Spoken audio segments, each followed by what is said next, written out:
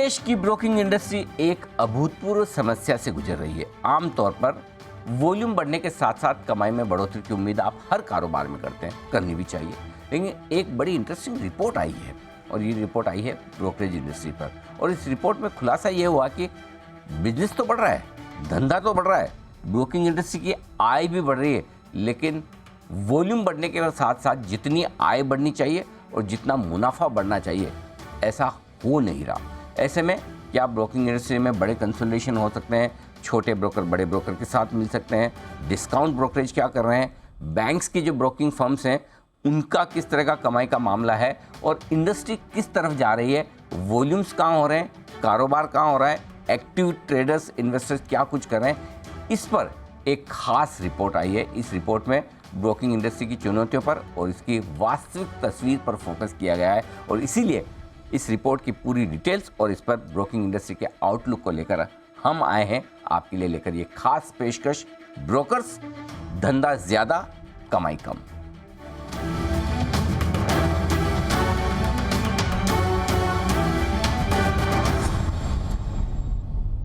देश की दिग्गज रेटिंग एजेंसीज में से एक के रेटिंग्स के डायरेक्टर गौरव दीक्षित साहब हमारे साथ कार्यक्रम में शामिल हो रहे हैं, जिन्होंने ये पूरी रिपोर्ट विस्तार से लिखी है, इस इंडस्ट्री पर पूरा फोकस किया है। देश के जाने माने दिग्गज ब्रोकरेजेस और कॉरपोरेट ग्रुप में से एक HDFC सिक्योरिटीज के MD और CEO धीरज रैली साहब हमारे साथ कार्यक्रम में शामिल हो रहे हैं, जो कि इस पूरे बिजनेस पर बड़ी गहरी पकड़ रखते हैं। मेहता इक्विटीज़ के चेयरमैन राकेश मेहता साहब हैं, जो कि पूरे देश भर में जिनके ब्रोकरेजेस, फ्रेंचाइजीज और आउटलेट्स हैं, तो वो बड़ी गहरी पल्स और पकड़ रखते हैं रिटेल इन्वेस्टर्स की और ट्रेडर्स की। और साथ ही मोतीलाल ओसवाल फाइनेंशियल सर्विसेज के ब्रोकिंग और डिस्ट्रीब्यूशन के MD और CEO अजय मेनन साहब भी हमारे साथ कार्यक्रम में शामिल हो रहे हैं, जो हमें समझाएंगे कि नए ट्रेंड किस तरह के निकल कर आ रहे हैं। सबसे पहले तो गौरव जी, आपको बधाई देना चाहता हूं, बहुत ही बेहतरीन विस्तार से आपने रिपोर्ट लिखी इस ब्रोकिंग इंडस्ट्री पर। सबसे पहले बताएं सर, ये आइडिया कहां से आया कि एक रिपोर्ट ऐसी भी लिखनी चाहिए कि वाकई में ब्रोकिंग इंडस्ट्री में चल क्या रहा है? Thank you, sir. Thank you for inviting and good morning to everyone. Actually, sir, हमारे पोर्टफोलियो में रेटिंग बिजनेस में we have a lot of exposure on broking companies also. Lot of broking companies are our clients and we do go through their financials.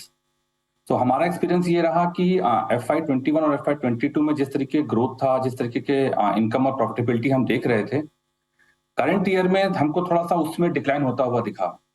And that is where we thought of going deep into this and seeing how things are happening in the industry and where the industry is going ahead.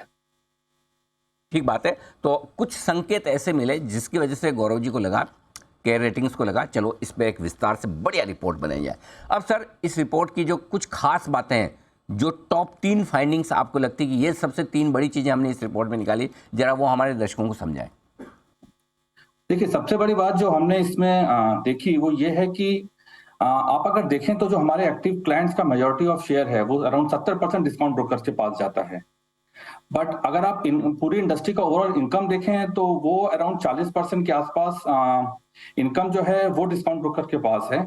बाकी around 1/3 of the income is still with bank based brokers. So इससे निष्कर्ष ये निकलता है कि in spite of having large number और majority of the share of active clients, जो income generate कर रहे हैं डिस्काउंट ब्रोकर्स, वो सिग्निफिकेंटली लोअर है vis-a-vis the number of people, the number of clients they have. And इसकी एक जो बड़ी वजह है वो ये है कि जो F&O वॉल्यूम्स है वो प्राइमरी डिस्काउंट ब्रोकर्स के पास है, जबकि कैश बिजनेस में बैंक ब्रोकर्स और ट्रेडिशनल ब्रोकर्स थोड़ा सा बेटर करते हैं। तो जो डाइवर्सिफाइड रेवेन्यू प्रोफाइल रहता है बैंक ब्रोकर्स का, बैंक बेस्ड ब्रोकर्स का और ट्रेडिशनल ब्रोकर्स का, I think that is where they are generating better income vis-a-vis the discount brokers. तो ओवरऑल इनकम शेयर में अगर आप देखेंगे तो थोड़ा सा स्क्यूडनेस दिखता है। ठीक है। दूसरा ये है कि आप अगर देखें तो F&O सेक्टर में जो ब्रोकर्स इनकम जनरेट करते हैं वो रिलेटिवली वीकर होती है कैश सेगमेंट से, और जो शेयर है F&O और कैश का वो काफी स्क्यूड हुआ है। मतलब 9 मंथ FY23 में अराउंड 200 टाइम्स है जो F&O से इनकम जनरेट, F&O में जो वॉल्यूम्स हैं और जो कैश के वॉल्यूम्स हैं। तो इनकम का जो शेयर है इसकी वजह से भी थोड़ा सा स्क्यूडनेस दिख रहा है हमको। और तीसरी चीज अगर आप देखें तो एक्टिव क्लाइंट का जो ग्रोथ था वो ऑलमोस्ट अभी रुक गया है। तो 9 मंथ में आप देखें तो 2% ग्रोथ दिखाया है डिस्काउंट ब्रोकर्स ने अपने एक्टिव क्लाइंट बेस में, जबकि बैंक बेस्ड ब्रोकर्स और ट्रेडिशनल ब्रोकर्स ने 10% और 11% का डिक्लाइन दिखाया है एक्टिव क्लाइंट बेस में। तो कहीं ना कहीं चीजें स्टेबलाइज हो रही हैं। जो FY21 और FY22 में एक मेजर ग्रोथ हमने देखा था वॉल्यूम्स में, एक्टिव क्लाइंट ग्रोथ में, वो कहीं ना कहीं अभी थम रहा है और इट लुक्स लाइक कि अभी ये स्टेबलाइज होगा and will see some consolidation in the industry. बिल्कुल। तो पिछले बिकॉज आप देखें तो रेगुलेटर भी काफी अग्रेसिव है, रेगुलेटर ने भी काफी चेंजेस लाए हैं पिछले 1.5-2 साल में, एंड कंप्लायंस कॉस्ट काफी बढ़ा है। तो छोटे ब्रोकर्स के लिए इतना आसान नहीं होगा नए एनवायरनमेंट में सर्वाइव करना, सस्टेन करना। तो कुछ कंसोलिडेशन भी हम सेक्टर में देख रहे हैं। ठीक बात है। तो काफ़ी इंटरेस्टिंग चीज़ें आपकी रिपोर्ट्स में निकल कर आई हैं। कुछ बदलाव ब्रोकिंग इंडस्ट्री के ट्रेंड में होते हुए दिख रहे हैं। छोटे ब्रोकर्स के लिए काम करना थोड़ा मुश्किल, कंसोलिडेशन का वक्त। आइए इन्हीं सारे मुद्दों पर करते हैं चर्चा। 3 जाने माने ब्रोकरेजेस हाउसेस के चीफ हमारे साथ हैं इस वक्त। धीरज जी, आपसे शुरुआत करना चाहता हूँ। क्या वाकई में ट्रेडिशनल ब्रोकिंग बिजनेस के लिए नए ज़माने के ई कॉमर्स प्लेटफॉर्म वाली ये जो डिस्काउंटेड ब्रोकरेजेस हैं, ये बड़ी चुनौती, बड़ी थ्रेड बनती जा रही है? अनिल जी नमस्कार। नमस्कार। Thank you for having me. ये आपने अच्छा क्वेश्चन पूछा, लेकिन ये आज की मुद्दा नहीं है। ये मुद्दा पिछले 5-6 साल और उससे ज्यादा से चल रहा है। आप देखिए क्या कहते हैं, पिछले 6-7 सालों में डिस्काउंट ब्रोकर्स या लो कॉस्ट ब्रोकर्स या टेक लेड ब्रोकर्स हैं, उन्होंने अच्छा मार्केट शेयर गेन किया है in terms of active clients. इसमें कोई दो राय नहीं है। तो एक तरह से वो चुनौती है, एक तरह से अगर आप उनको देखें तो उन्होंने मार्केट को एक्सपैंड भी किया है। इस पीरियड में ऐसा नहीं है कि ट्रेडिशनल ब्रोकर्स ने या बैंक बेस्ड ब्रोकर्स ने अपने क्लाइंट्स खोए हैं। इनफैक्ट उन्होंने भी अपने क्लाइंट्स ऐड किए हैं। मे बी प्रोपोर्शन जो है वो डिस्काउंट ब्रोकर की तरफ स्क्यू रहा है, क्योंकि उन्होंने एक फैसिलिटी दी छोटे इन्वेस्टर्स के लिए जो लो कॉस्ट फैसिलिटी दी। तो मैं नहीं मानता क्या कहते हैं कि उनकी वजह से चुनौती बढ़ रही है। मेरे हिसाब से एक अच्छा मार्केट एक्सपेंशन हो रहा है और सबके लिए एक अच्छी अपॉर्चुनिटी क्रिएट हो रही है इससे। ठीक बात है, मौके सबके लिए। लेकिन मेहता साहब, आपसे राय लेना चाहता हूँ। क्या वाकई में आप भी कोई अपने फ्रेंचाइजीज या अपने जो देश भर में आपके ऑफिसेज हैं, उनके माध्यम से क्या ये देख रहे हैं कि पिछले 2 साल में जो नए क्लाइंट्स आने की जो ग्रोथ थी, क्या उस ग्रोथ में कोई धीमापन दिख रहा है आपको? नहीं, डेफिनेटली ग्रोथ में थोड़ा धीमापन आया है। पर कहीं ना कहीं हमको ये लगता है कि लोग हमारे यहाँ से डिस्काउंट ब्रोकरेज के यहाँ जाते हैं, 3-4 महीने काम करते हैं, वहाँ वो अपना हाथ जलाते हैं, उसके बाद वापस लौट के हमारे पास ही आते हैं। और कहीं ना कहीं ये मार्केट एक्सपांड कर रहे हैं, वो हमारे लिए कर रहे हैं कि ट्रेडिशनल ब्रोकरेज सर हमेशा रहेगा ही रहेगा, क्योंकि वो खत्म नहीं हो सकता। क्योंकि जिस तरह की पर्सनलाइज सर्विसेज ट्रेडिशनल ब्रोकरेज दे सकते हैं, वो कोई नहीं दे सकता है। तो जो सर्विसेज पर्सनलाइज या फिर ये कहें कि जो क्लाइंट की ज़रूरत के मुताबिक ट्रेडिशनल ब्रोकर्स देते हैं, वो एक बड़ा यूएसपी है। अजय जी, आपसे जानना चाहता हूँ, किस तरह का रुझान इन्वेस्टर्स के बीच में, या फिर यूँ कहें कि जो वॉल्यूम्स इतने बढ़कर आ रहे हैं, लेकिन वॉल्यूम्स के साथ साथ आपके कमाई जितनी बढ़नी चाहिए ब्रोकरेजेस की, वो नहीं बढ़ रही है। उसके पीछे जैसा गौरव जी ने कहा भाई कि सबसे बड़ा कारण ये कि ज़्यादातर वॉल्यूम सारा का सारा जो आ रहा है एफएनओ से आ रहा है। क्या वाकई में ये बड़ी वजह है कि नए क्लाइंट्स जितने आ रहे हैं, नए एक्टिव क्लाइंट्स जितने हैं, उनका रुझान एफएनओ की तरफ ही है? Good morning, thank you for having me. तो हमने ये देखा है कि जो बिजनेस बढ़ा है, श्योरली एफएनओ का market volume is surely much more, and the growth जो एफएनओ में देखा गया है कि आज की तारीख में 200% ग्रोथ एफएनओ में मार्केट शेयर में है, compare to cash which is almost flat और 10-20% ग्रोथ। तो वॉल्यूम तो उधर ही है, एफएनओ में बढ़ रहा है and it is increasing consistently, जबकि कैश मार्केट का वॉल्यूम्स कंपेरेटिवली फ्लैट है या कम हो रहा है। बट जो रेवेन्यू पोटेंशियल है, वो जो कैश मार्केट का revenue potential is much better yield compare to FNO. Because FNO में आज की तारीख में जो आपने बोला है, डिस्काउंट ब्रोकर जो आ रहे हैं, जो नए निवेशक आ रहे हैं, जो एफएनओ में ट्रेड कर रहा है, छोटा वॉल्यूम में कर रहा है, स्मॉलर टिकट्स में कर रहा है, ऑप्शंस में कर रहा है। So that volume surely FNO में बढ़ा है, पर रेवेन्यू का जो पोटेंशियल है that is still there in the cash market, much better compare to FNO. Although overall revenue model FNO में बढ़ा ही है, and that is giving a good hedge overall कि एफएनओ में भी there is opportunity and cash market because of the traditional thing. जो mid cap का जब रैली आता है तो कैश मार्केट का वॉल्यूम भी also takes care of the whole thing. So it's a good mix. And जब जैसे traditional brokers like us, we are into different products, including all distribution of mutual funds, PMS, and then the insurance. So it's a good distribution of the overall income which we are getting today. अब इस पूरे मुद्दे में दो चीज़ें हैं जो हमें विस्तार से बात करनी है। एक, ब्रोकिंग इंडस्ट्री के लिए क्या चुनौतियां हैं कि क्या वाकई में उनके लिए बिजनेस सर्वाइव करना नए रूल्स रेगुलेशन में आसान काम है, और दूसरा ये कि जो भी नए इन्वेस्टर्स या ट्रेडर्स आ रहे हैं उनका रुझान किस तरफ है। अब इसमें जो आपने एक इंटरेस्टिंग चीज़ गौरव जी बताई है, मैं उस पर राय आपसे लेना चाहता हूँ। आप ये कह रहे हैं कि कुछ सालों पहले जो कुछ भी वॉल्यूम होता था कैश मार्केट में और वायदा कारोबार में, उसका जो परसेंटेज या यूँ कहें रेशियो बहुत तेज़ी से बढ़ रहा है। 2012 में कैश मार्केट के मुकाबले में वायदा कारोबार का वॉल्यूम 11 गुना होता था, अब ये 200 गुना हो गया है। आप क्या समझते हैं इसके पीछे क्या खास वजह है? आपकी स्टडी में क्या निकल कर आया है सर? सर, दो चीजें हैं। जैसा कि आई थिंक सभी ने स्वीकार किया कि एफ&ओ सेक्टर में वॉल्यूम बहुत तेजी से बढ़े हैं। जो भी नए एंट्रेंट्स आ रहे हैं मार्केट में प्राइमरी एफ&ओ में आ रहे हैं, और कैश सेगमेंट थोड़ा सा धीमी गति से ग्रो कर रहा है। तो अगर आप करंट ईयर में देखें जब ये 200% हो गया, बिकॉज पिछले साल ये 100% था। FY22 का अगर आप फिगर देखें तो 100 गुना था एफ&ओ वर्सेस कैश। इस साल ये 200 है, बिकॉज कैश में ग्रोथ बहुत कम है।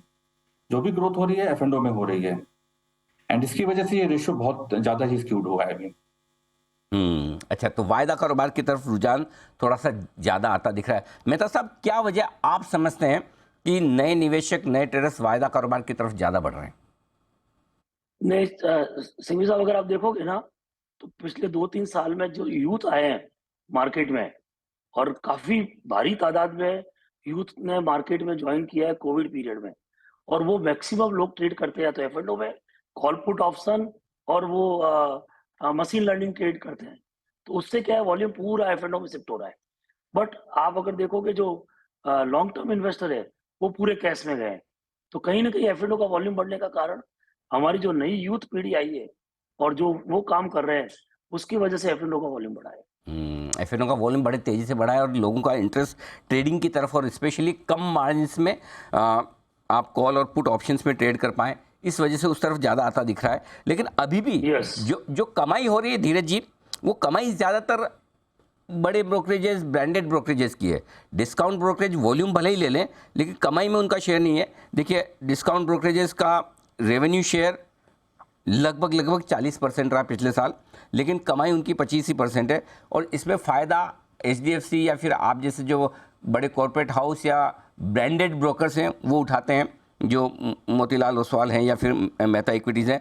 इनका अभी भी 35 से 50% तक का प्रॉफिट और रेवेन्यू का शेयर है। क्या वजह है कि डिस्काउंट ब्रोकरेजेस और आपके जो ब्रांडेड या फिर बैंक बेस्ड ब्रोकरेजेस है उसमें रेवेन्यू के मुकाबले में प्रॉफिट का शेयर ज़्यादा दिखता है आपको?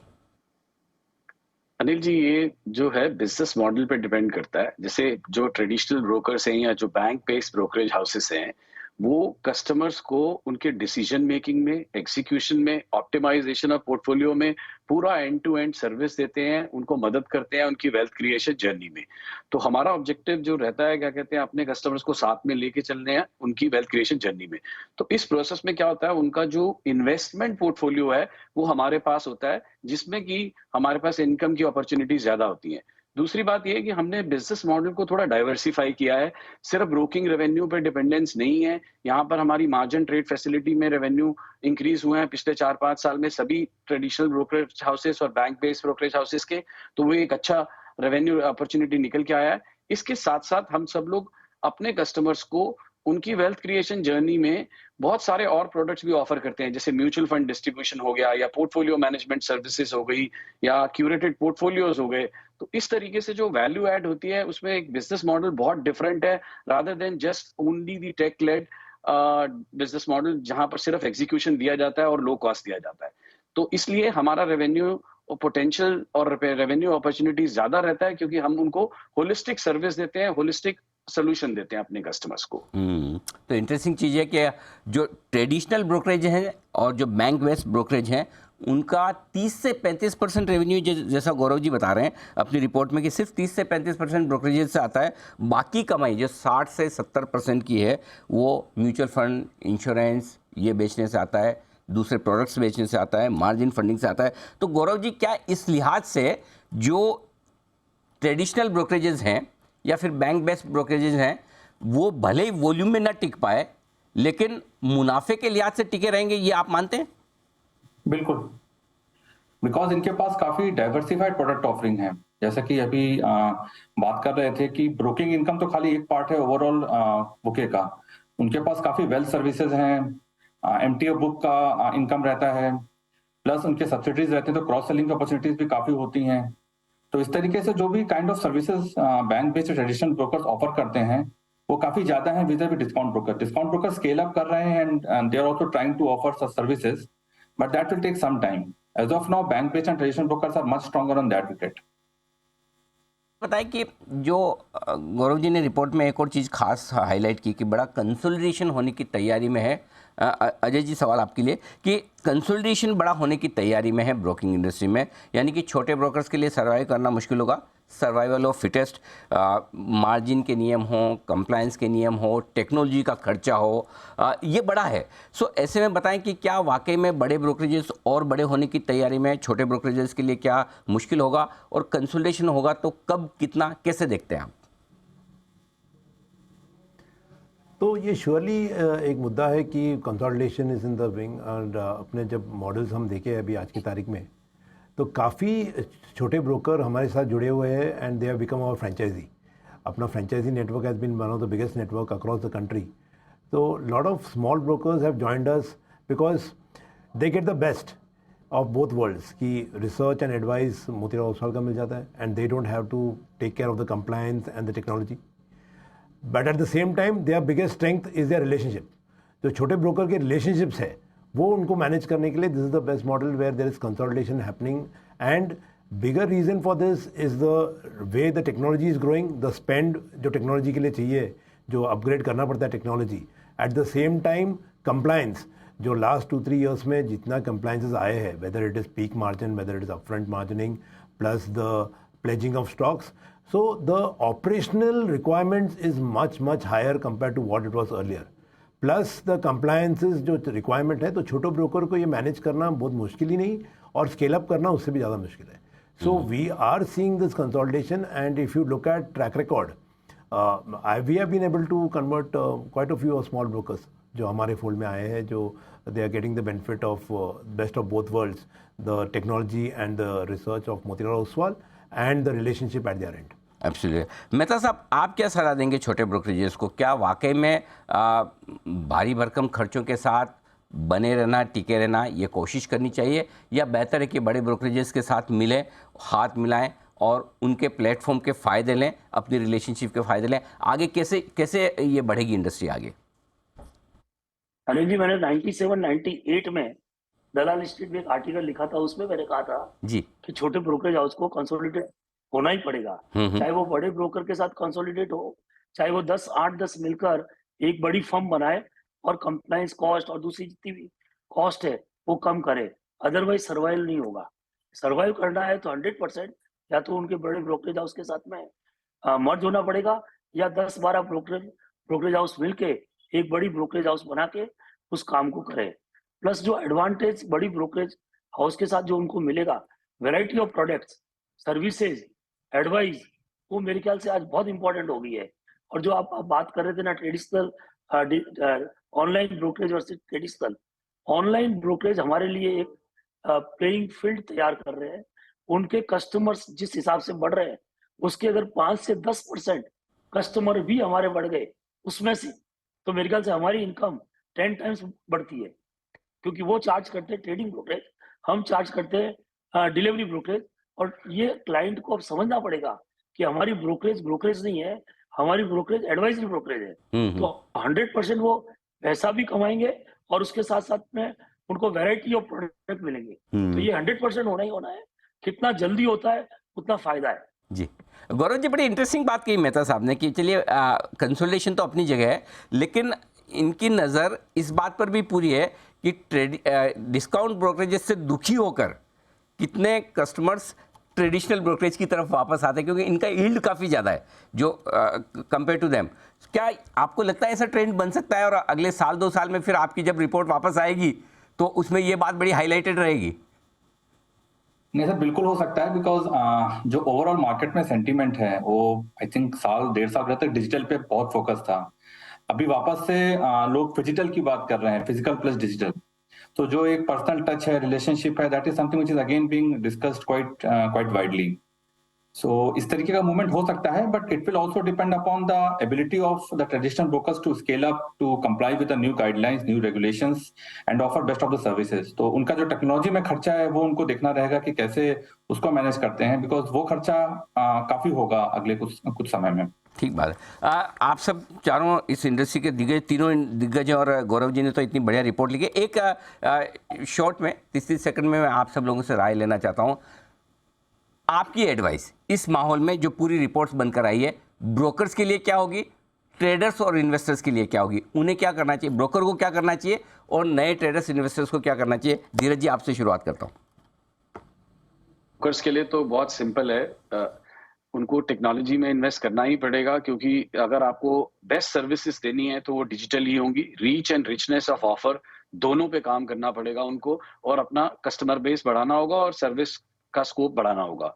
तो उससे उनका क्या कहते हैं बिजनेस बढ़ेगा। बिजनेस मॉडल्स हमने ऑलरेडी एक रोबस्ट बिजनेस मॉडल बनाए हैं, तो ये रहेगा। थोड़े टाइम तक गौरव जी जो बोल रहे थे, कॉस्ट टू इनकम रेशो पे प्रेशर रहेगा, बट वो फ्यूचर के लिए इन्वेस्टमेंट है जो हमको स्केल करने में मदद करेगा।